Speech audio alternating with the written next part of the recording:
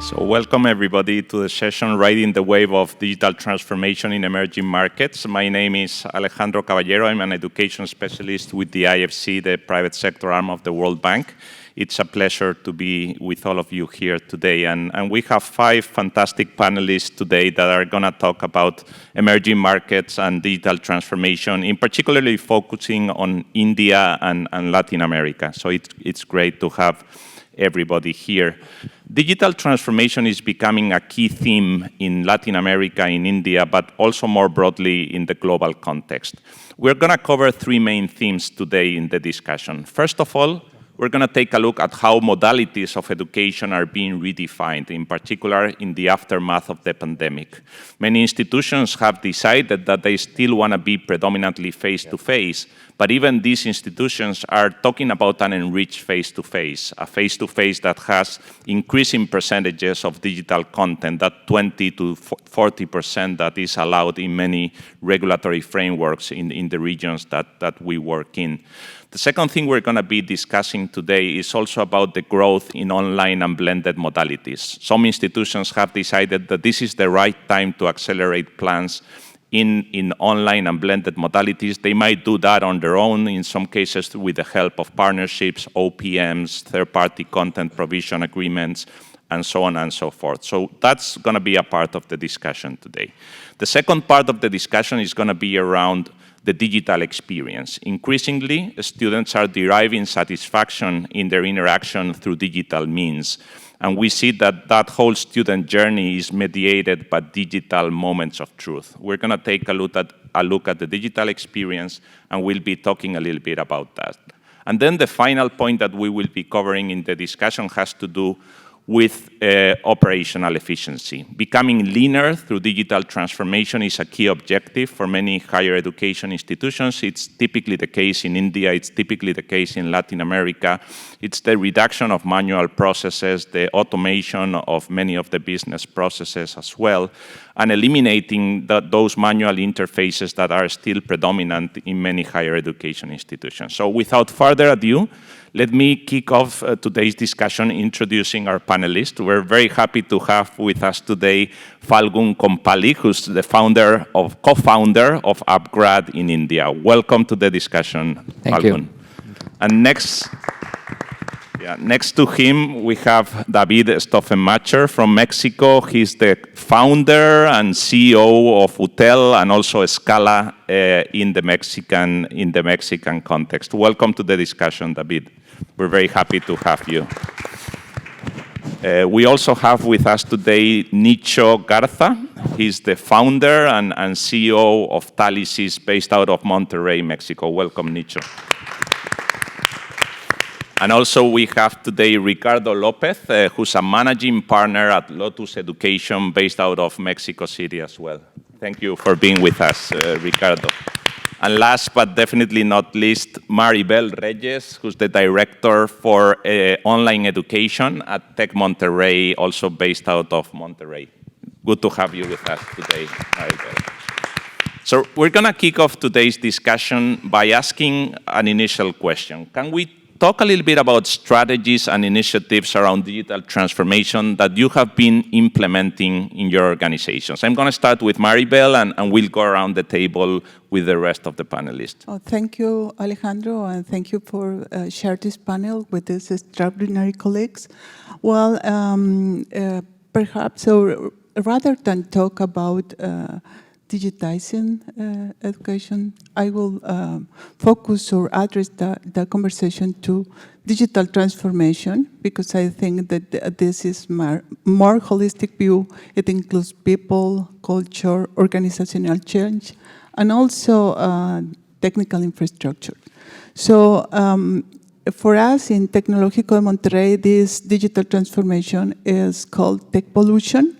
Techvolution is focused on provide extraordinary digital experience to all our stakeholders by integrated system, providing them self-management and also providing him services that support them and solve all their needs. And in this sense, this strategy focuses on 5 main areas. Which one? The first one is digital experience. The second one is technical infrastructure, cybersecurity and data, and governance. And the last one, tech savvy.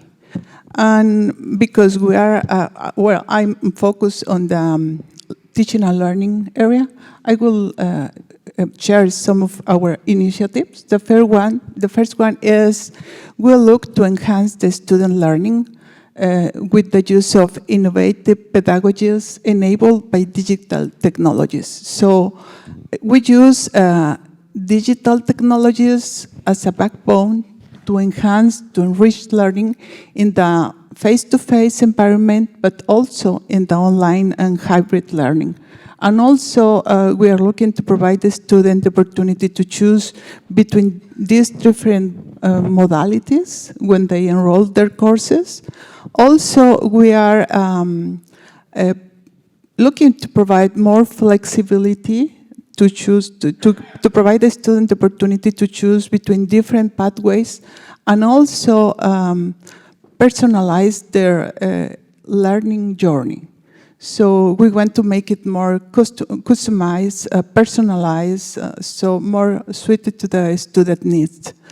And another one is to increase the use of data analytics, to learn more about how the learning happens, and because we can not enter in any classroom to see what they are doing, we could do it with the data that we are behind our platforms. So this is some of our initiatives. Thanks, Maribell. And we'll come back to the teaching and learning agenda, and we have specific questions for you later on in the discussion. But let's hear from Ricardo as well. Thank you very much. From my side, the strategy of Lottus started in 2017, before we bought the second university, ULA, as you know. And we started with hiring different advisors, like Fernando Valenzuela, Juanito Ordóñez, Miguel Garcia from Brazil, and other advisors, no? Because really we don't know nothing about that. We are new ones in the education business. No? And after all this, we defined like 4 ways to start our strategy. The first one was the mindset of the organization. No? I think we have to spread the message that we want to be tech and very digital. No? That was the first mission that we put in the organization, no? Just to try to change this. The second one was to add new directions in the organization as the area of product and the area of data.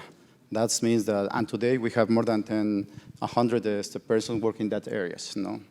Once we have the mindset of the people, the mindset of the organization and the team, we start with the connecting and integrating all the tools that we decide to go with us in the next years. And the last one was developing the digital products. No? In that way, we can simplify different process that can give us better results. And it's an exciting journey, Ricardo, starting as a search fund, obviously a few years ago, and becoming a digital platform as the vision for Lottus. So thanks for sharing that. Let's hear from Nicho as well, and how are you dealing with this at TALISIS? Thank you, Alejandro. I think for us, the way we look at it is we have basically the focus of digital is to simplify the user's life, the user experience, and also increase the satisfaction. And finally, from there, you have to do it at a lower cost to scale. So in those senses, we basically focus the product, the service, and then the scalability all throughout the digital process. And complementing a little bit of what my colleagues have just said, everything they did say is very important. But for us, what's more important is that everything that we do digitally is completely different to what we do online. Our digital strategy means simplify. Our digital strategy means increasing the Net Promoter Score. Our digital strategy means lower the customer acquisition cost and increasing the lifetime value through engagement. So for us, online channel is a very different thing from the online or the digital mindset. Of course, everything that we have to do that, getting the right team, focusing on the right processes, having the right mindset, founder mindset in the people that work for us, that's something, of course, that's very important as well. Thank you. And we'll come back to the TALISIS way, as you put it, in the next part of the discussion. Thanks, Nicho. David, it's a great pleasure also to have you with us today, having built one of the leading online universities in the region and also working with Scala through a partnership model. What are some of the initiatives that you're undertaking right now? Well, thank you very much. And interesting to hear what you all are you doing. So as you know, we are completely online, so digitalization is not a strategy. This is the DNA. This is what we do. And just a few points. We are digital native, so that means that not only the learner, but also the workers, we all work remote. We have no physical facilities, so digitalization is a must. And how we do that? We analyze the value channel of the student journey from acquisition, delivery, retention, collection, assessment, lifelong learning, and then try to plan all the process live on the cloud. We try to use as much as possible on-the-shelf software and just integrate that, not to create our own platforms or our own software. And the really big challenge is to create the digital mindset over the organization. What that means, the digital mindset is try to cope with the future and with the pain point with solution based on software and processes and not solution basis on people. So digitalization for us is the key to scale. Is the way that we try to answer the question, how do we scale with quality for the next 500,000 students? And our main project is shared service. The shared service is an excellence division where we have the best practices on academic planning, on enrollment, on IT, on retention, on all the processes, and we can share all over the business unit that we have. As you know, we are in more than 13 countries, and with Scala, Utel, in order to our dream of having high-quality education at affordable cost become true. We'll get back as well to the scalability discussion. I'd love to hear from you, Phalgun. Obviously, you bring a totally different perspective being based out of India, and obviously, hopefully you're not overwhelmed with this LATAM panel or Mexican panel here. No, great to have you on this panel. I feel like a person who's looking outside in, but it's really interesting to be here. So I think from our perspective, similar to what David said, Upgrad works with universities to help them with digital education. So we work with a lot of universities in India to help them with the design, development, and then delivery of online programs. So we have an online digital first DNA because we don't deliver any programs physically. So there is a lot of infrastructure that's been built right from day one to enable that very efficient digital delivery, both from reaching out and communicating to students and acquisition part of the funnel, plus also digitally enabling the entire learning experience to deliver very strong outcomes. So while we can talk about the marketing part, and I think that's fairly standard and we're trying to push the envelope there, but even on the learning side, for us, when we think of digital across content, across the learning management system that we've built, across academic, non-academic, and career support services, one of the things that we try to build towards is, it's almost in my mind saying that it's a classroom with a single student, right? When I went to a class in my college, there were 70 students. The first couple of students were paying attention, rest everybody else was doodling and sleeping, right? So for us, it is about how do you create a classroom where it is customized for a single learner in terms of the content, in terms of the learning experience, in terms of the support we can provide. And there, given all of our delivery is digital, for a master's program, let's say for a one-year master's program, if somebody is doing it on the platform, we collect about 200,000 data points for that learner. We know stuff like, does this learner like to study on the weekends or weekdays? Do they like to study during the day or in the night? When do they like to finish their assignments, right? So we have a very detailed analysis of, based on these 200,000 data points that we collect, to define interventions where we can send a message, call the student, and have various interventions defined to ensure that we can successfully handhold them to complete the program. So I think the overall infrastructure and DNA is built to be a digital-first company to enable universities, not just in India, now increasingly globally, right, UK, US, Australia, to help them digitally deliver programs in markets that we're present in, India, Southeast Asia, Middle East, and now the US. And we're seeing the emergence of partnership models around the globe. India is a great example, Latin America as well. We'll get back to this as well in the discussion. I just wanted to get a little bit of a sense from Maribell and Nicho on the challenges, because digital transformation is not exempt from challenges. There's also, obviously, COVID-19, which has brought about significant situations where there was a need to overcome difficult situations. Could you share a little bit what have been some of these challenges? Well, I think that one of the biggest challenges is to change the mindset, to change the culture, and to go faster, in a faster pace to this digital transformation. And in regard to your question about the pandemic just pushed us, accelerate us to move toward this digital transformation. So I would like to highlight that my institution could change from face-to-face to remote learning in just 1 week. And this was because we were prepared, all our platforms and everything in the university to be in this side. So I think the biggest challenge is this, but after the pandemic, we changed this. We are moving faster. Our teachers and professors are strengthening their digital skills. And all the organizations, that these digital skills is part of this change if we want to move forward. So we transform our classroom to be online, the face-to-face labs to be online. We start to be teaching in the tech metaverse, and also we made many changes in the back office, so everything was moving forward.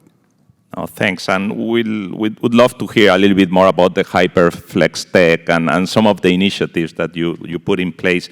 Let's hear from Nicho as well. How did you see this from TALISIS? So I get similar to Tech of Monterrey, we're not digital natives. I mean, we're not digital first. We started out as a group of physical campus with physical classes, and we did migrate in the past to hybrid models and to online models, but we're not fully online or digital. So for us, the challenge, I think I will simplify it in 3 points. The first one would be, again, mindset, and I think that's obvious. I'm not going to go into that. The second one would be digitalizing the processes.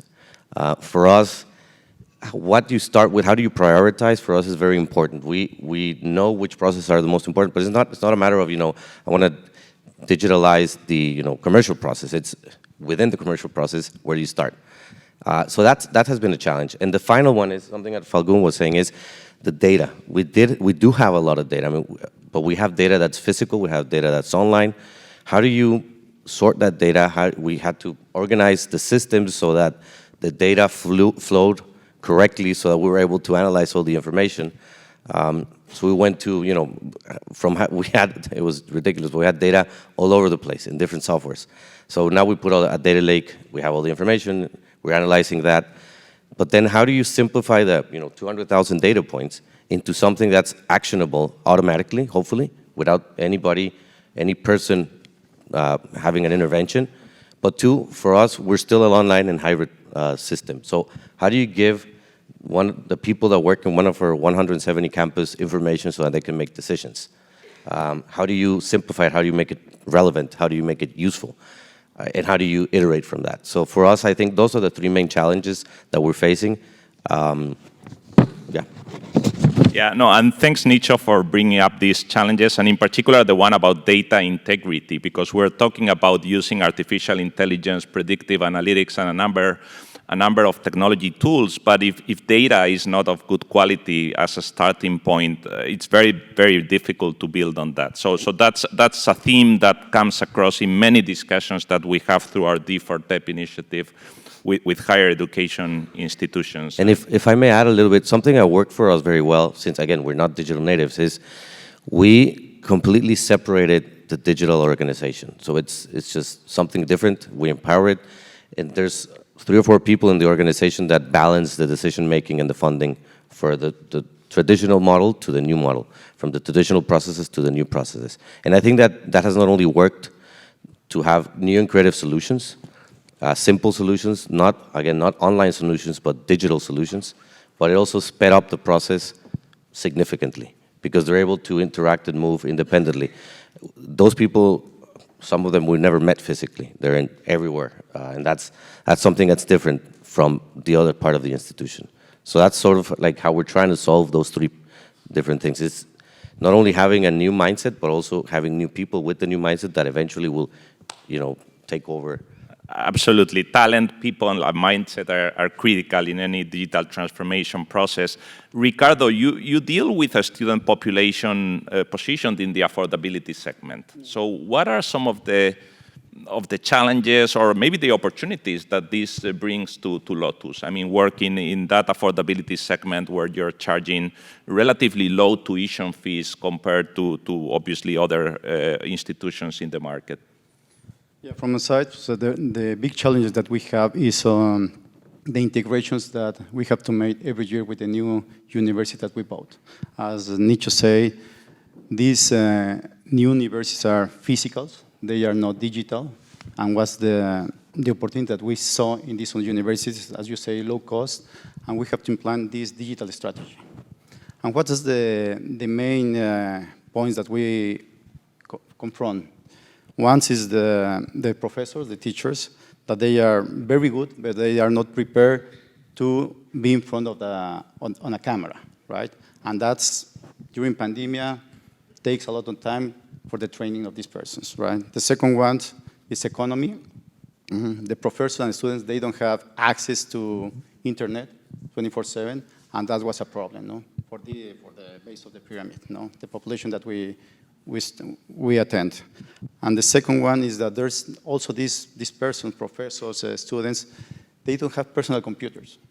In that way, it's very difficult that they attend or they have a conduct to be all the day attending his class or learning in that way. No?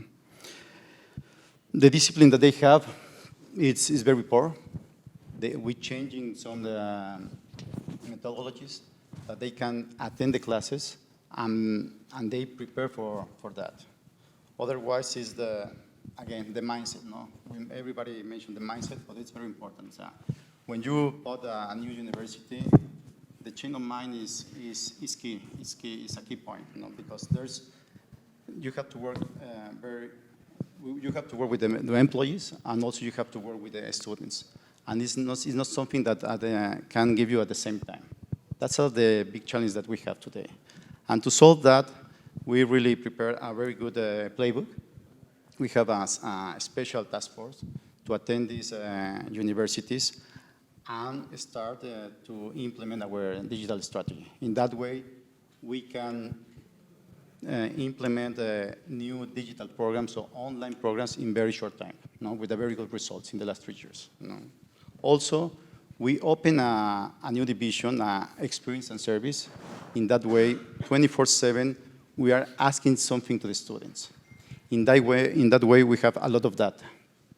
That also permits us to know what are the pain points of the students and also attack. And also give us a lot of data to solve that. And for the students, for the professors, we have to train. We invest in TV recording sets. In that way, during pandemia, now they are training all the time to be able to be in front of the camera and also be able to hire for more hours to be part of the online programs. Also, I can tell you that there's no data from our students, so they are limited access to data for mobile phones. We have to work with developing mobile first. In that way, they can learn without data, and also with the persons, we have to bid for our tools, and also to bid for our digital culture. You know, we define as a Lottus way the only way that we can do it, and we have to spread that to the people. And that's the reason that's the way that we work. No, thanks, Ricardo, for sharing that. I'd like to turn it over to Phalgun now, and obviously employability is becoming digital as well. There's more and more models that even start with employability as the key theme, and then they work backwards to develop, an academic model that responds to the employability challenge. Could you talk a little bit, how do you see employability from Upgrad's perspective, and what can be done to digitize labor market insertion practices? So I think we work with a lot of employers closely to provide our learners with outcomes. And when you talk to them, and on paper, they will all say that, look, for us, it's the same thing, online students versus on-campus students, there's no difference and all of that. But I think there is still a little bit of stigma that needs to be bridged, right? And that's where a lot of work that we do goes in. And in one of the other discussions, I was just giving an example that one of the things we did was do a common test for all of the students who are doing a program online versus all the students who are doing the same program on campus. And there was literally no difference in terms of the marks or outcomes that students got, right? And we again published that report. So I think we do a lot of this work to make sure that we build that kind of evangelizing and acceptance for online education. It's for when they spoke, I think I'm slightly on the other side of the table, where for us during the pandemic, when we started Upgrad 7 years back, we said, look, it'll be hard for universities to accept online education. It'll be hard for employers to accept online education. It'll be hard for parents and society to accept online education. And because of all of this, it'll be hard for students and learners to accept online education. And it's fine. It's a process. And it might take 10 years for us to get there, right? But what we thought will take 10 years, I think the pandemic has accelerated and brought up that acceptance in a couple of years, because now everybody sees that, okay, now this is possible. Obviously, there's a lot of investment that needs to go in. Like he mentioned, faculty are used to teaching in a classroom, right? So what we tell them is that right now you're all theater artists. We need to make you movie stars, right? That's the only way this is going to scale. So we train this faculty in making sure that that happens. So there's a lot of investment going on in that front to build first the acceptance for online education. And second, from the employment standpoint, to digitize that. I think, at least in the private sector, a lot of it is digitized already. A lot of recruitment in India happens online. It's just that it needs to be put in a much more structured and clear format for the learners. So what we do, for example, is that we have an Upgrad career portal where, let's say a student is doing a data science course, he has access to 20,000 jobs, right, which are in data science in India. And he can go through all of them and apply. And we say that, look, this is a consolidated listing of all the relevant jobs for you, and you can apply. But what we also do, given the data that we have, is we say that, look, we know that you're in Bangalore, you're 40 years old, your current salary is this, your current managerial position is this. And based on that, probably 19,000 of these jobs are not relevant for you, right? So how can we also give them a clear signal that, look, you need not get lost and overwhelmed by the fact that there is so much happening on so many platforms and so many different signals that you get. We can consolidate all of that and bring that to you, but we can also give you specific recommendations that, look, these are the 50, 100 jobs that are best fit for you given what we know about you.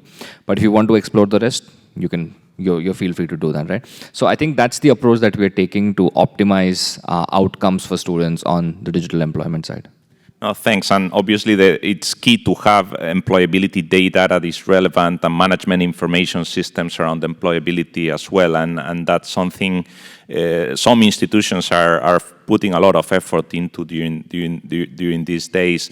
I'd like to turn it over to Maribell and Nicho again to talk about something that you raised in the early part of the discussion: culture, change management, everything that has to do with internal communication within organizations. How are you dealing with this? This is a critical success factor in any transformation or digital transformation process.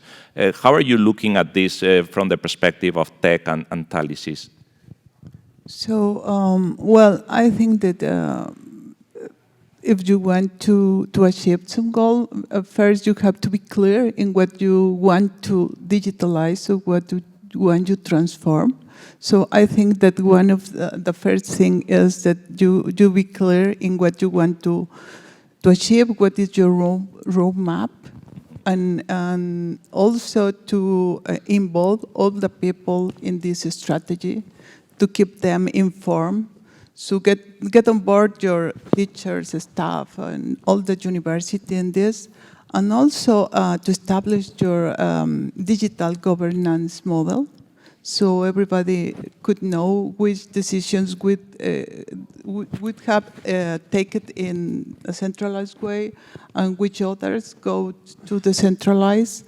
And other thing that I think, last but not least, is communicate. So communicate everything, communicate how is going this digital transformation, how problems do you have, and also how you obtain these small achievements, these small battles, these win battles. So I think that the main point is to communicate everybody. No, thanks, Maribel. I think that point about internal communication is critical, and I think a lot of the work that we've done with institutions through D4TEP, our digital transformation service, highlight that internal communication is something that cannot be overemphasized. I mean, you need to communicate, and that's something that institutions need to do pretty much all the time. Nicho, how are you seeing change management from the perspective of TALISIS? I guess similar. The first thing we did, I guess, is define the strategy and the main things, the prioritization of the items that we need to change. From there, I think we took a very simple change management model, which constitutes of 4 things. Communication and training, which I think Maribel already talked about. The second is having very clear processes that are very well defined. You mentioned TALISIS Way, which is sort of like a roadmap or a handbook that like Lottus has, exactly what you have to do. There's opportunity for it to change, for people to improve it, but the process on building those processes has to be very strict so that it doesn't, convert into a free-for-all. So it has to be very clear. Then we have, of course, low-hanging fruits or quick wins, or role models that have been doing something well, so that people want to, do that. They want to receive, that informal recognition of their peers for something that they did or for something that they have achieved already. And finally is an incentive and reward system, right? So if you're moving towards that direction, which is non-negotiable for us, then you get something, you get an informal recognition or a promotion or whatever.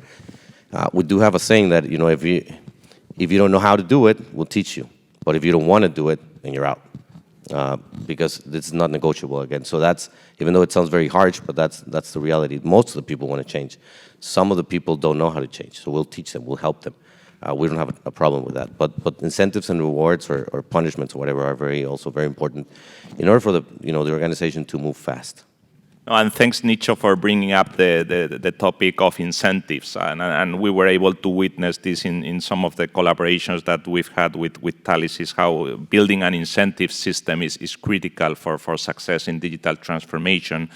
I would like to turn it over to David and Phalgun, and you both represent a little bit partnership models in higher education and how the unbundling of the education value chain is progressively moving ahead as an agenda for the sector.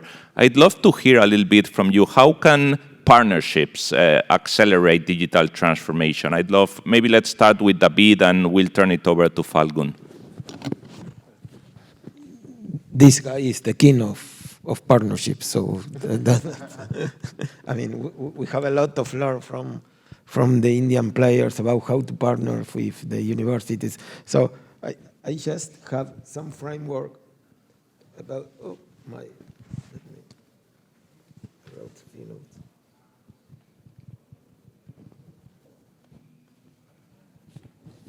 So the partnership between enablers and universities are really facilitating in LATAM the digital transformation. And what we can see is different trends. The first trend is providers that try to serve all around the university, or others that would like only to help one part, let's say enrollment, content, or IT. On the other, we see someone who partner with great premium brands, maybe from the US, maybe local brands, and others that would like to partner with local value brands or good brands, but they are more local. We see the massive enrollment, we see the selected enrollment, we see alternative credential, we see degree, and finally we see the integration of the university offering in the provider platform like Upgrad, or you see the white label. Then our model, it's a little bit of all. We are committed to the success of the institution and the learner, at the same time to provide profitability to the stakeholder. But the really question when you partner is what is success for the institution?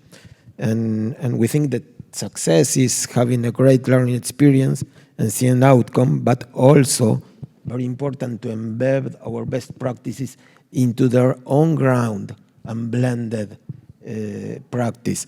So as we partner in the online, we do help them to cope with the digital transformation journey that they do with all the institutions. Second, in our partnership, we do enroll, but we are not an enrollment service. Our DNA is more about to provide the best experience, that good learning outcome, and that enhance the university position in the market. And finally, we choose very carefully our partners because we want the mutual commitment over a long period of time. We don't pick one or two programs. We want to partner with the whole university. And this allows us to invest in the relationship and building a vision together and work as one team. So that's why that's the form that we have. Thanks, David. And obviously, OPM models rely really on long-term engagements, long-term agreements with institutions. Upgrad's model is a little bit different. You don't consider yourself an OPM, Phalgun. Can you talk a little bit about that? How Upgrad is different, and what are some of the strategies to accelerate transformation, digital transformation through partnerships? Yeah, I think one of the key things, just talking about digital transformation from an India standpoint, is that from a demographic standpoint, just to put that in context, we have about 120 million people who should be in higher education. Right? Of that, today about 40 million people are actually in higher education, and 80 million people drop off.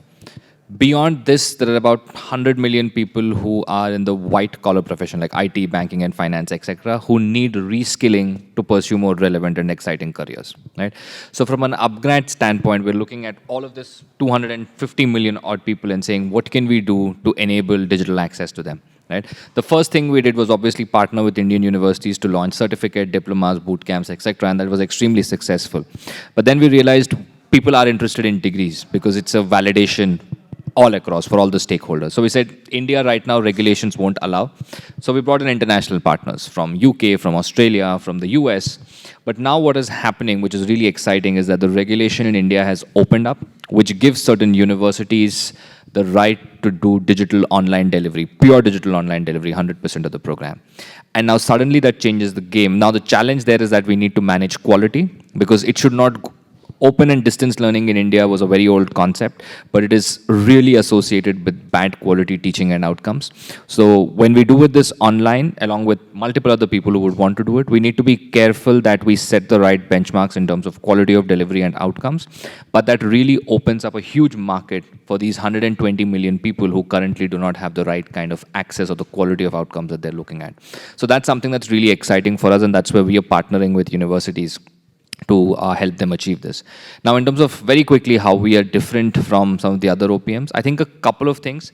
The first is that we also have a lot of our own faculty learning design and content experience. Right? So, for example, take any program that Upgrad runs, about 70% of the program content or IP there will be Upgrad owned, where the university will say that, look, my faculty cannot deliver these modules or do not have the expertise to deliver these modules, can you get industry experts from Google, from Uber, from Facebook to deliver these particular modules? So we have relationships with these folks who are adjunct faculty and who help build world-class programs. So a lot of the content ownership is with Upgrad. The second is just marketing leverage, where we are not a white label solution, right? It is always an Upgrad IIIT Bangalore program in data science. It's always an Upgrad Liverpool John Moore's MBA. So we co-brand, we build our own consumer-facing brand because it's important for us in the long run to also associate ourselves with a consumer-facing, credible brand, because otherwise we think that in the long run we won't have like the space to manage what we want to do. No, thanks so much, Phalgun. And with this question, I think we've come to the end of our session today. I'd like to open it up maybe for one or two quick questions, and I'm going to ask our panelists to be very concise because we're sort of running out of time at this point. But I wonder if there's maybe a couple of questions that we can take from the audience.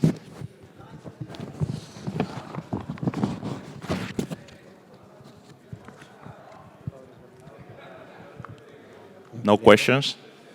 Okay, well, if there's no questions, I just wanted to thank our 5 panelists today for the discussion. It was great to have you today on this panel, and again, very exciting journey about digital transformation for both, for all institutions present here, and looking forward, obviously, to continuing the dialogue offline. So thank you, everybody, and have a great day. Thank you.